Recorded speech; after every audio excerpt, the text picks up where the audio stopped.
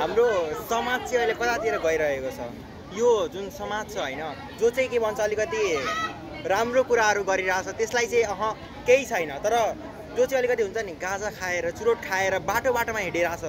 त्यो हेर्दा चाहिँ कुल अनि जुन हुन्छ नि कोही मन्दिर आइरहेछ जस्तो हामी तीनजना अहिले मन्दिर आइरहेको छौँ तिनीहरूलाई चाहिँ अलिकति फुलको सङ्ख्या दिइरहेको छ क्या त्यही भएर चाहिँ यो चाहिँ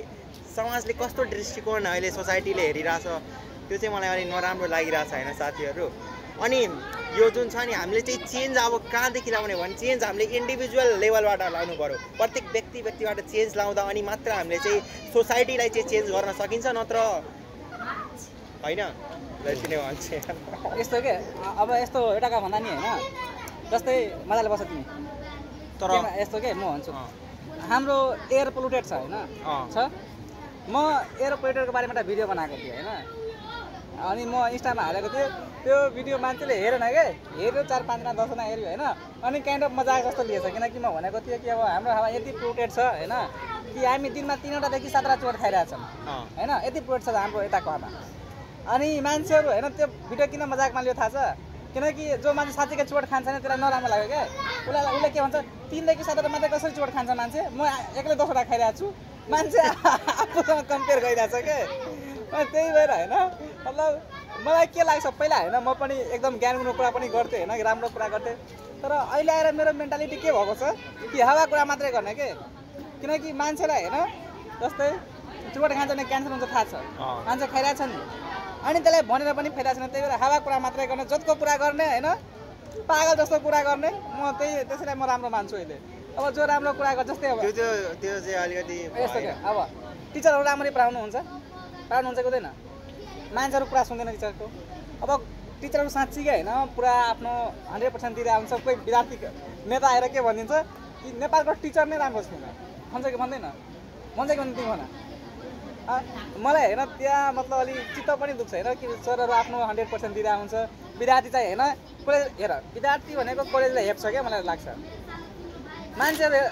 100 दिनमा होइन 20 दिन पनि नजाने विद्यार्थीले के भन्छ कि नेपालको एजुकेसन सिस्टम खराब छ पढ्न त मान्छे जाँदैन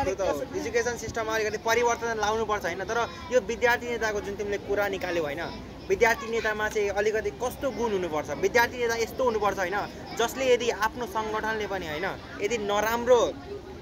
कार्य गरिरहेको छ भने त्यो विरुद्ध चाहिँ आवाज चाहिँ उठाउनु पर्यो सक्नु पर्यो क्या त्यस्तो नेता देशले खोजिरहेको छ यदि हाम्रो कुनै पार्टी चाहे एमाले होस् काङ्ग्रेस होस् या माओवादी होस् त्यो फरक पाएन यदि आफ्नो पार्टी पनि गलत गरिरहेछ भ्रष्टाचार गरिरहेछ भने भ्रष्टाचारको विरुद्धमा चाहिँ आवाज उठाउनै पर्यो र त्यो भ्रष्टाचार पार्टी आफू तिमी हेर तिम्रो दाइले गलत गरिरहेछ भने तिम्रो दाइसँग पनि तिमीले लड्नुपर्छ तब मात्र यो सुख शान्तिको माहौल छाउन सक्छ हेर कसरी चेन्ज कसरी आउँछ म भन्छु होइन जस्तै एउटा चाइनाको इक्जाम्पल लिँदाखेरि हाम्रो छिमेकी कन्ट्री छैन होइन अस्ति एउटा मिनिस्टरले मतलब करप्सनको केसमा फसेछ होइन त्यसलाई डेथ पेनल्टी दियो होइन त्यो मर्यो के अब त्यहाँ मन्त्रीले के प्रधानमन्त्रीले के त्यहाँको मतलब त्यहाँ के पिआर के हुन्छ मलाई थाहा भएन एक्ज्याक्टली होइन त्यहाँको मान्छे त्यो के भनेछ कि यति ठुलो मान्छेलाई म होइन करप्सनको चार्जमा पेनल्टी दिन सक्छु भने त सानोतिनो पोस्टको मान्छे के हो मेरो लागि उसलाई पनि दिन सक्छु तर नेपालमा होइन अहिले कुनै पार्टीको होइन सबै कुरा बिर्स्यौँ होइन हामी न्युट्रल भएर कुरा गरौँ ठिक छ पुरा न्युट्रल छौँ नि हामी जस्तै धेरै पार्टीहरू छ हाम्रो देशमा ठिक छ अनि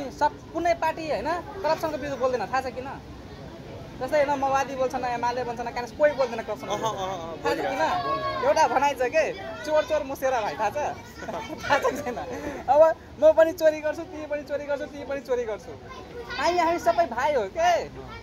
किनकि म पनि तिम्रो विरुद्ध बोल्दैन किनकि म पनि चोरी गरेको हो तिमी मेरो विरुद्ध बोल्दैन किनकि तिमी पनि चोरी गरेको तिमी उसको विरुद्ध बोल्दैन किनकि तिमी पनि चोरी गरेको होइन अनि त्यो भनाइ चोर मुसेरा भाइ यसको योभन्दा बेस्ट इक्जाम्पल म दिनै सक्दिनँ कि किनकि अब आज मात्रै होइन कहिले फ्युचरमा पनि होइन कोही मान्छे करप्सनको विरुद्ध बोल्ने वाला छैन कुनै पार्टीले किनकि त्यो उसको पार्टी पनि करप्ट उसलाई थाहा छ तिम्रो पार्टी पनि करप्ट उसलाई थाहा छ उसलाई पनि थाहा छ होइन त्यही भएर मलाई के लाग्छ कि होइन यसको विरुद्ध बोल्नुपर्छ क्या मान्छे आवाज त उठाउनु पर्यो तर अनि यसको विरुद्ध बोल्नेको जो न्युट्रल छ त्यो बोल्ने न्युट्रल जस्तो म छु होइन म बोलेपछि मेरो आवाज दबाउने त कुनै मान्छे छ तर हेर म चाहिँ के भन्छु भन्ने हामीले होइन यदि विद्यार्थी कालदेखि नै यदि राजनीति गर्न थाल्यो भने अलिकति त्यो नेतृत्व त विकास हुन्छ अवश्य हुन्छ तर होइन तपाईँले चाहिँ धेरै कुराहरू तर मलाई चाहिँ अलिकति नराम्रो पनि लागिरहेछ होइन कि विद्यार्थीले चाहिँ अलिकति सिप विकास गर्नु पर्यो पुरै आफ्नो पुरै टोटली हो नि आफू डेभलप भएर पो अरूलाई डेभलप गर्ने आफू नै अन्डर डेभलप छ म होइन सिपको कुरा गरेँ भने म एउटा कुरा भन्छु होइन जो विद्यार्थीहरू होइन पार्टीको प्रचार गर्छ यताउति गर्छ नि त्यसको लागि म भन्छु है मतलब मलाई के लाग्छ कि अब नेपालमा विद्यार्थीहरू होइन त्यो पार्टी सार्टीको पछाडि लाग्दा भन्दा नि आफ्नो सिप विकास गरोस् क्या किनकि फ्युचरमा गयो होइन त्यो कुनै पार्टीले कसैलाई खुवाउने होइन कि आफ्नो प्यारेन्ट्सलाई खुवाउनको लागि आफै बनाउनुपर्छ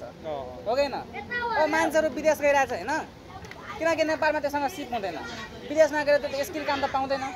होइन मलाई के लाग्छ कि जस्तै होइन मान्छेको जस्तै बेसिक निड भनेको कस्तो हो जस्तै होइन मान्छेले ड्राइभिङ लाइसेन्स आउनु पर्यो ड्राइभिङ गर्न आउनु पर्यो ड्राइभिङ लाइसेन्स आउनु पर्यो मान्छेले कम्प्युटर चलाउन आउनु पर्यो मान्छे ब्याचलर गरिसकेको हुन्छ होइन मास्टरमा छिरिरहेको हुन्छ त्यसलाई कम्प्युटर चलाउन आउँदैन तिमी यो कुरा हेर जस्तै होइन इक्जाम्पल दिँदाखेरि म आफ्नो कलेजको नाम खुलाइनँ यहाँ होइन तर जिसस क्राइस्ट तर जो मान्छे होइन त्यहाँ एकाउन्टेन्टमा बसिरहेको छ के लाग्छ तिमीलाई त्योभन्दा राम्रो कम्प्युटर तिमी चलाउन सक्छौ कि सक्दैन सक्छु अब एकाउन्टेन्टभन्दा राम्रो कम्प्युटर जब कि विद्यार्थी चलाउन सक्छ अब एउटा इक्जाम्पल हो जस्ट होइन तिमी एम्बुलेन्स ड्राइभर हो सपोज मानौँ ठिक छ के हो एम्बुलेन्स ड्राइभर म चाहिँ एउटा यस्तो मतलब एउटा काइन्ड अफ नर्मल मान्छे होइन जो चाहिँ फुड डेलिभरी गरिरहेछ बुझ्यौ तिमी के हो म के गर्छु फुड डेलिभरी तिमी एउटा पेसेन्ट लिएर जाँदैछौ होइन म एज अ डेलिभरी बोय तिमीलाई म ओभरटेक गरेँ कार लिएर तिमीलाई एम्बुलेन्स चलाउन दिनु पर्यो कि मलाई दिनु पर्यो अब तिमी कुरा बेला कन्डिसन बुझ्यौ तिमीले ओभरटेक गरिरहेछ अब तिमीसँग राम्रो ड्राइभिङ स्किल छ भने मलाई दिनु पर्यो नि तिमीलाई दिनु पर्यो तर नजिक आऊ तिमी होइन अब यसको मतलब यो के खाना चाहिँ मान्छेलाई तातो मिलिरहेछ बडी चाहिँ चिसो मिलिरहेछ हो कि होइन त्यो पुरै उसो कि त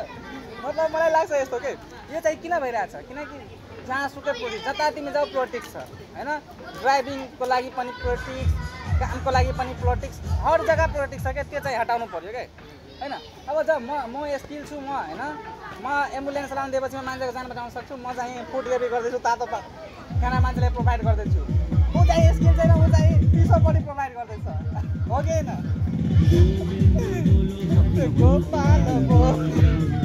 ल